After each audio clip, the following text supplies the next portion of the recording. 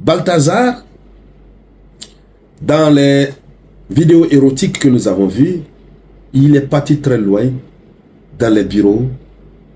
Il est allé même avec cette dame enceinte. Nous apprenons que c'est la femme de son oncle. Oui, la femme de son oncle, la femme de son petit frère, la femme du procureur général, la femme du directeur de la sécurité présidentielle. Maranatha. Non, lui c'est un autre phénomène. La femme du directeur de la police. C'est-à-dire lui, il est allé, vraiment, toute la société est touchée. Et puis la femme de plusieurs ministres.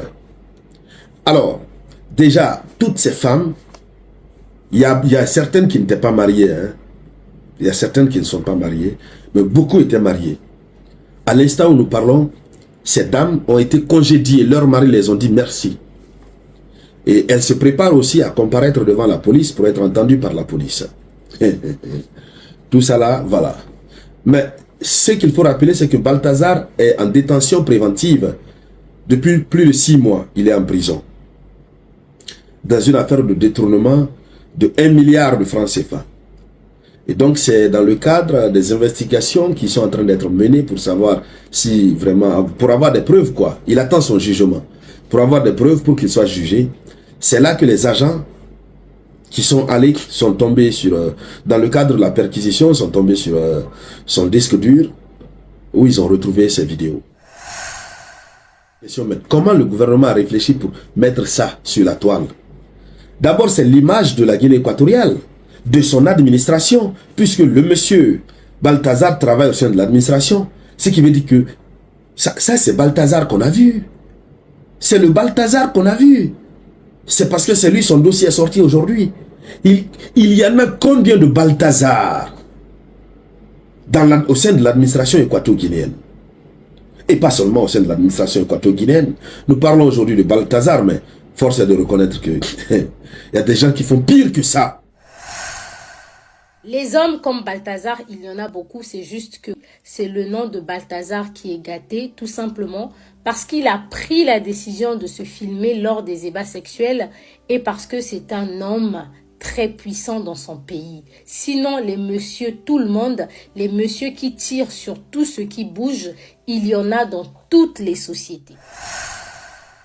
Pourquoi est-ce que vous acceptez qu'on vous filme lorsque vous avez des intimités? Et souvent, c'est les femmes qu'on voit sur les réseaux sociaux en train de montrer leur partie intime. Au Bénin, sur TikTok, on voit même des femmes mettre sur les réseaux sociaux les parties intimes d'autres femmes. Et vous pensez que c'est pour acheter la célébrité. Quelle célébrité? Quand les hommes, ils veulent épouser des femmes, ils n'épousent pas les femmes qui passent leur temps à se montrer sur les réseaux sociaux. Mais non, ce n'est pas du tout correct. Ce faisant, c'est vous-même qui vous chosifiez. On doit pouvoir se respecter. Est-ce que vous avez déjà vu des hommes brandir à longueur de journée leur sexe? Moi, je suis complètement contre ça.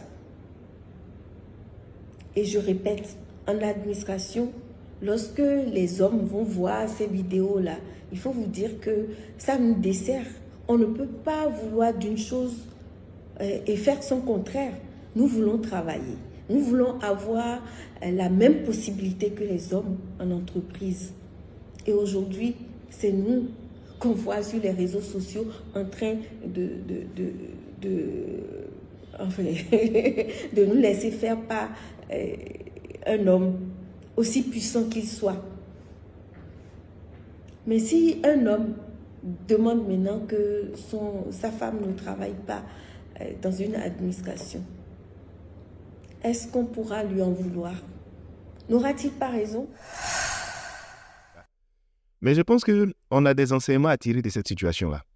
Vous voyez, on a des enseignements à tirer. Mais parmi ceux qui ont vu, chacun a vu pour des raisons différentes. Nous autres, là, on a vu par curiosité. On a tellement vu sa tête qu'on dit, le monsieur, il a fait quoi? On a cliqué sur des liens, on allait voir des choses bizarres. Et puis, il y a d'autres qui regardent par métier. Eux-mêmes, là, c'est l'ensemble de définition qu'elle a. Eux-mêmes, ils adorent ça. Parce qu'on peut dire que, bon, c'est pas curiosité. Mais quand tu as regardé 12 fois la vidéo, tu as bissé, tu as rebissé, tu as trébissé. Mon frère, toi-même, tu aimes ça. Ma soeur, il faut prier pour être délivré. Parce que toi-même, tu aimes ça à la base. Donc, c'est pas la même chose. Il y a ceux qui sont allés voir par curiosité parce qu'on en parlait tellement. Et puis, il y a d'autres qui sont allés voir par métier, par habitude et par choix de vie. Voilà. Bref, maintenant, venons-en aux différents enseignements qu'on peut tirer de cette vidéo. L'enseignement numéro 1 que moi, je tire de cette vidéo, c'est rendons gloire à Dieu. Rendons gloire à Dieu d'avoir démasqué ce monsieur et ses pratiques. Rendons gloire à Dieu d'avoir exposé toute cette machination qui existe depuis des mois ou depuis des années. Ce qu'on a vu là, c'est ce qu'il a filmé. Maintenant, imaginons ce qu'il n'a pas filmé. C'est-à-dire, ce monsieur-là, si on le laissait, il était capable de mougout tout le pays. Et qui sait si, après avoir fini avec toutes les femmes de la Guinée, où il allait se retrouver, peut-être au Cameroun, peut-être au Mali. Et puis, bon, écoutez, le monsieur était présent ici pendant la CAN. Pendant la CAN passée, là, il était en Côte d'Ivoire. Bon, imaginez la razzia et les dégâts qu'il a fait. Et Seigneur, tu aimes tes enfants. C'est pourquoi j'ai dit aux gens, ceux qui se plaignent de lui, ceux qui se moquent de lui, il y a beaucoup qui sont comme lui. La seule différence, c'est qu'ils ne sont pas encore exposés. Mais vraiment, bon courage à vous. Un jour, vous serez exposés. C'est comme ça Dieu fait. Il est patient, il nous observe faire ce qu'on veut, créer des victimes toujours. Mais il y a un jour où on finit par payer. Continuez un jour, vous serez exposés. C'est comme ça la vie. Donc je disais, rendons gloire à Dieu parce que ce monsieur-là, il a 45 ans. Ça veut dire que il n'allait pas arrêter. Ça dit si on le laissait faire, imaginez où il allait aller. Quelqu'un qui triba comme ça? Ah non, écoutez, vraiment gloire soit rendue au Seigneur, d'avoir épargné les femmes et les hommes. C'est pourquoi je veux dire aux gens, écoutez, finalement, quand on observe ce qui s'est passé, nul n'est à l'abri de quoi que ce soit. Il faut juste prier Dieu pour rencontrer une bonne personne, pour vivre avec une bonne personne, une personne qui t'aime, une personne qui est investie dans la relation, une personne qui se consacre réellement à la relation, une personne qui a la crainte de Dieu et sur la vie de laquelle la main de Dieu est présente. C'est tout ce que je peux te dire.